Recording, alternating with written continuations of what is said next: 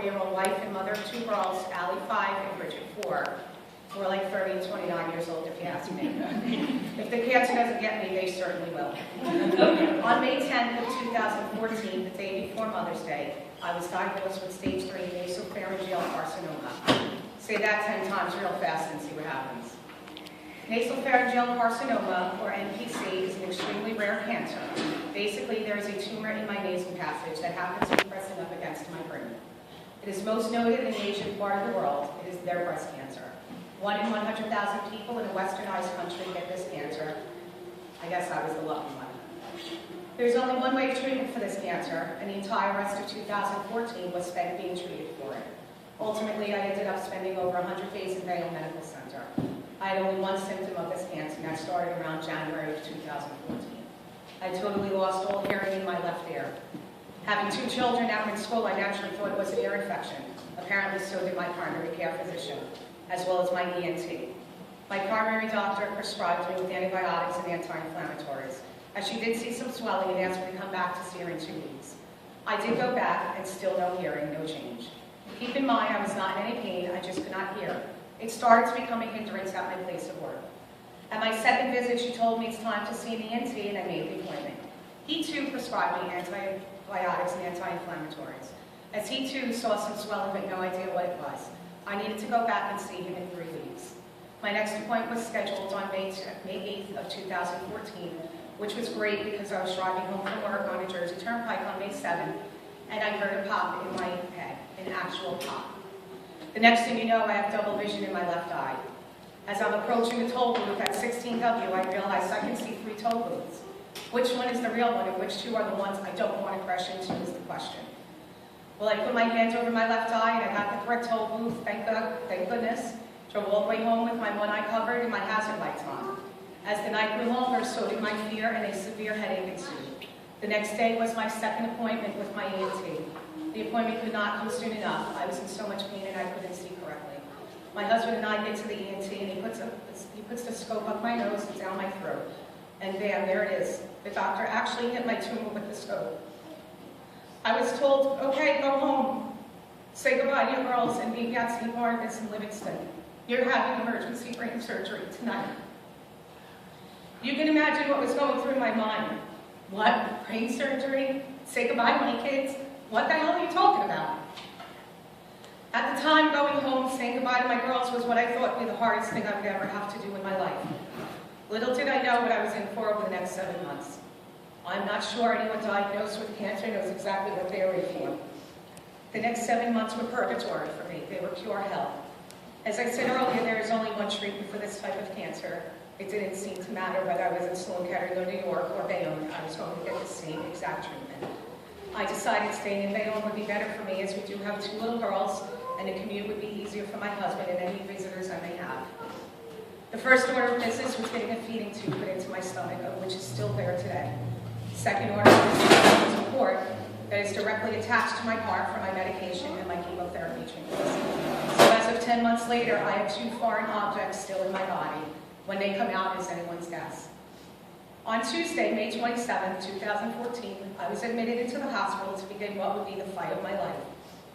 1 week on as an inpatient of 5 days, 24 hours a day of chemo, then 2 weeks off. I get to go home if I could. Then 5 days on again, and 2 weeks off of that, and so on and so on. When that is all over, I'll start 33 radiation treatments every Monday through Friday for 7 weeks, wearing a mesh mask. John, if you can hold that up, over my face, and had it tied, my head tied and locked to the table.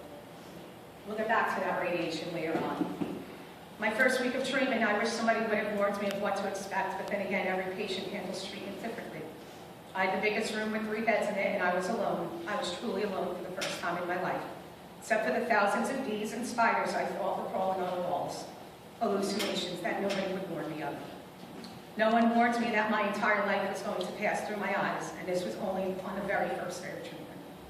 I saw pictures in my head of people I knew, some who are no longer with me, some I've never met before. So immediately, I began to think of only 2 things. Are these people I'm going to meet in my lifetime when I meet cancer, or are these people that I will meet when I die in the next few days and pass over to the next life? These are questions that would haunt me while in treatment. See, someone once told me in the very beginning of my journey that cancer is a battle of mental wits and not so much physical. It's 80% mental and 20% physical, and I tend to agree. The mental anguish that I went through was something I wish no one ever has to experience. This was truly a mental pain for me, and it still is, believe it or not. As for my first week of treatment, I went in on a Tuesday and was released on a Sunday. On that Monday, an ambulance was called to my home as my eyes rolled in the back of my head and I lost total consciousness. In front of my 3-year-olds, I might add.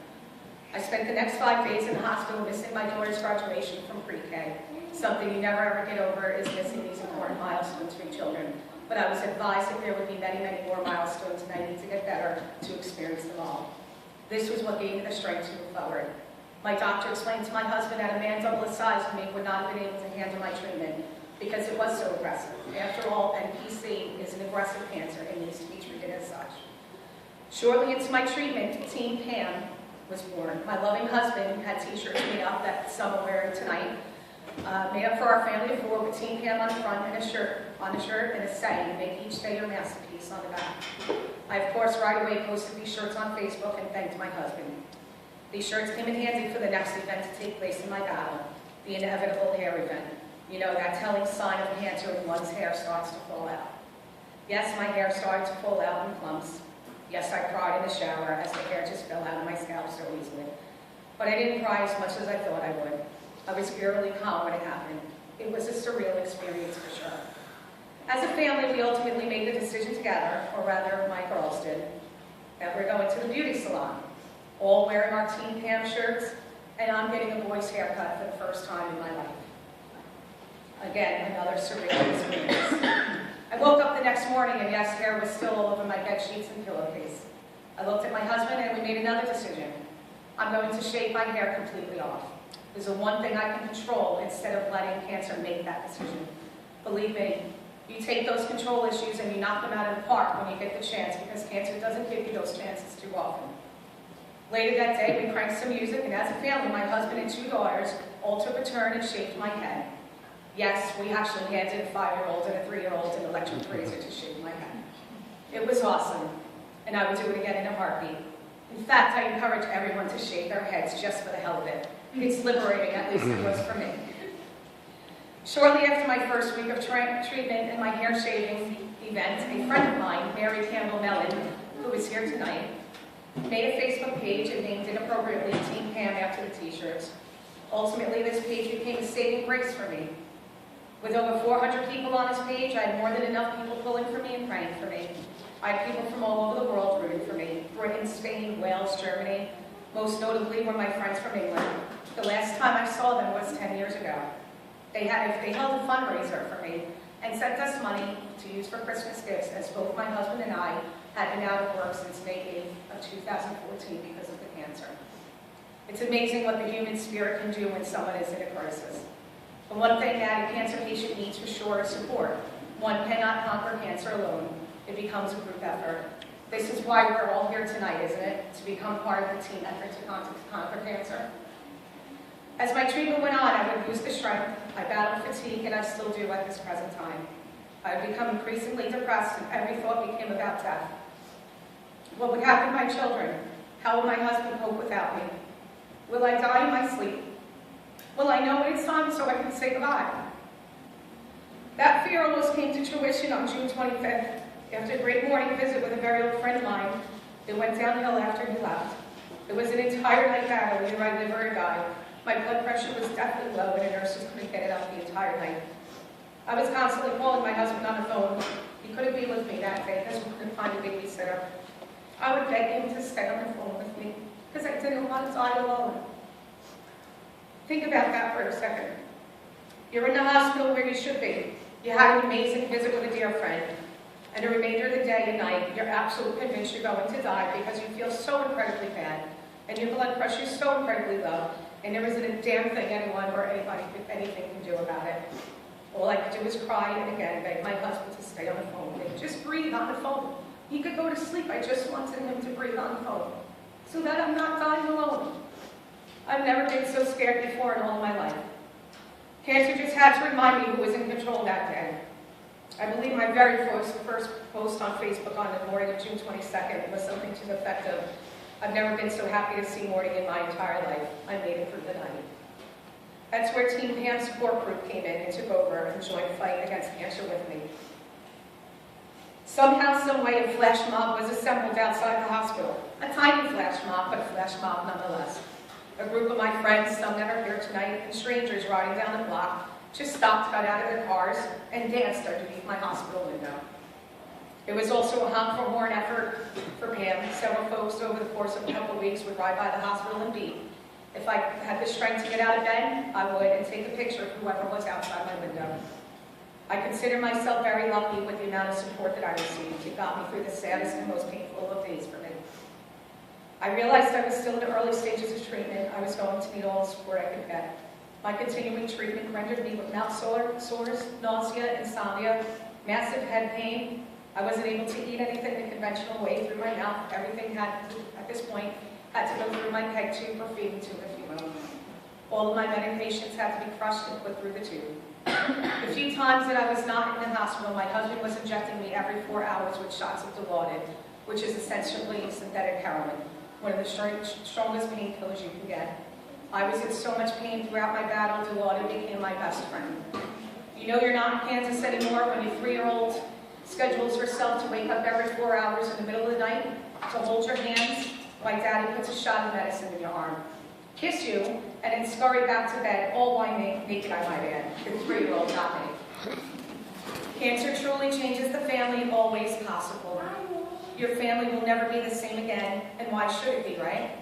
A loved one is diagnosed with the most horrendous disease that anyone can imagine. It should change the family. It should change your very core. I know it's in mine. I'm not the same person I was before May 10th, 2014. Whether I changed for the better or worse is yet to be determined. I guess you can ask my husband for his opinion, or maybe not. Maybe I don't want to hear it.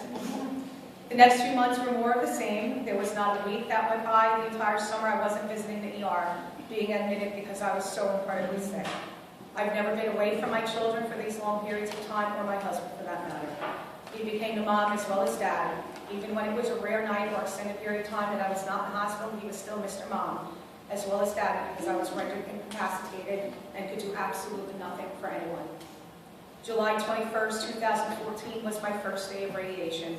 Again, no one warned me for what I was about to experience, and I thought chemotherapy was on. 33 radiation treatments, which entailed my head and face to be covered by that mesh mask, and ultimately bolted and tied to a table, so it rendered me immobile. At this point in time, I was getting radiation, which coincided with chemotherapy treatments, 2 excruciatingly hard treatments to deal with, alone, let alone both at the same time. Nor did any of these treatments stop me from going to the ER. In fact, they upped the ante, one might say. Along with the effects of chemotherapy, new effects were waiting in the wings to slowly start. The radiation was literally cooking me from the inside out. My throat was evidence of this, from the burning scar left around my neck and the peeling skin. I do have some pictures if you want to come see the beauty of cancer. At one point, I was surprisingly home. I was watching a movie and started to feel burning on my face and neck. I went to the mirror to see what was happening, and before my very eyes, I was watching fever blisters appear on my face and ultimately pop right in front of me. Another surreal experience. That for sure is one thing there is no shortage of with cancer, surreal experiences. They are in abundance. Not only was I getting cooked, but the ultimate happened. I had no usage of my vocal cords. Some may say that I have them dancing in the streets with excitement. For me, it was just another telltale sign of how cancer robs you of everything. By this time, I am completely using my feeding tube. In short, it became my meal of choice, and basically the only thing I was living on. And one can say I am still there. It's only a handful of items that I can eat presently, still to this day. My radiation treatment ended on September 5th, 2014. In fact, all of my treatment was considered done by the beginning of September. My last chemo session was September 4th. Now that all my treatment was over, I thought I was in the clear and would be on the road to recovery. Little did I know what the treatment side effects were going to do to me over the next few months. I spent the majority of September and October in the hospital. It is these 2 months that I lost my original 64.4 pound weight loss, which, sad to say, I was really, really, really happy about. The doctors, on the other hand, were not. See, you need the fat in order to fight your cancer and the effects. I happen to be losing all of my fat. Perhaps that is one reason why on a Sunday morning in September, I again almost lost my life. Sadly, right before my husband and girls walked into my room, I took a turn for the worse. The doctor had to tell my family to go and wait in the family room until he gives the all clear.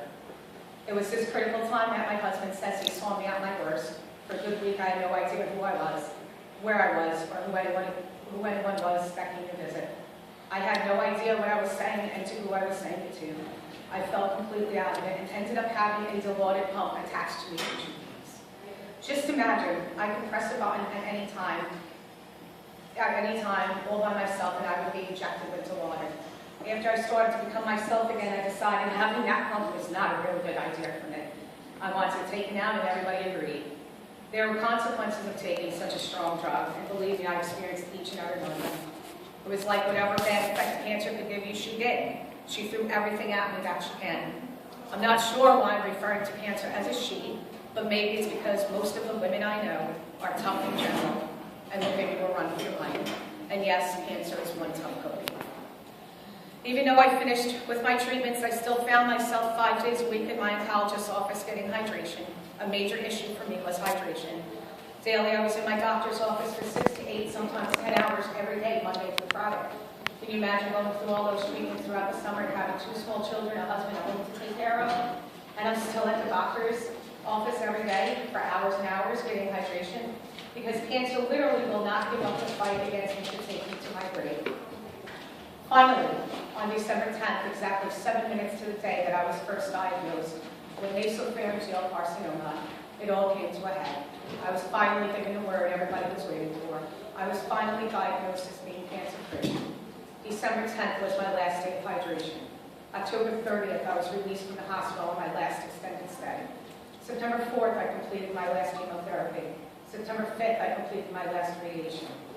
7 months. I gave up 7 months of my life to go battle something I couldn't see, something I had no control over, something that would change my family's life forever, something that changed my life forever. Sadly, as recently as this past Christmas Eve, I ended up in ER suffering from effects of my treatment and the medicine I was taking.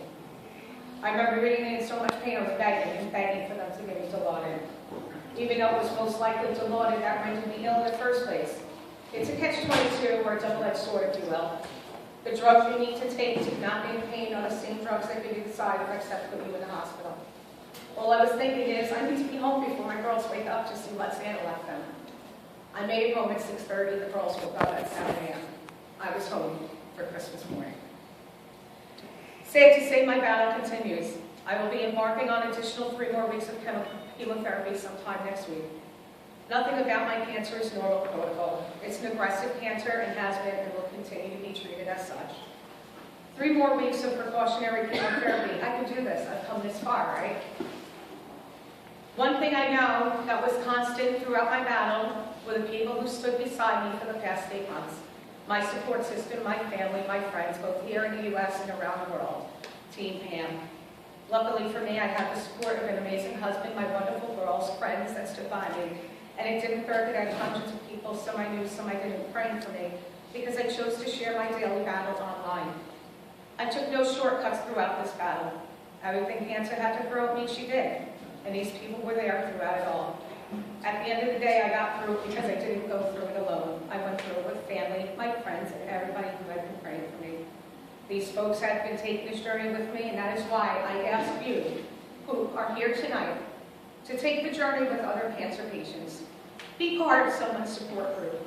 Be part of someone's team. Join the fight against cancer, whether it be by donation or creating a team to walk on the night of the relay or volunteer. Whatever it is that you can do to help cancer patients around the world, please do.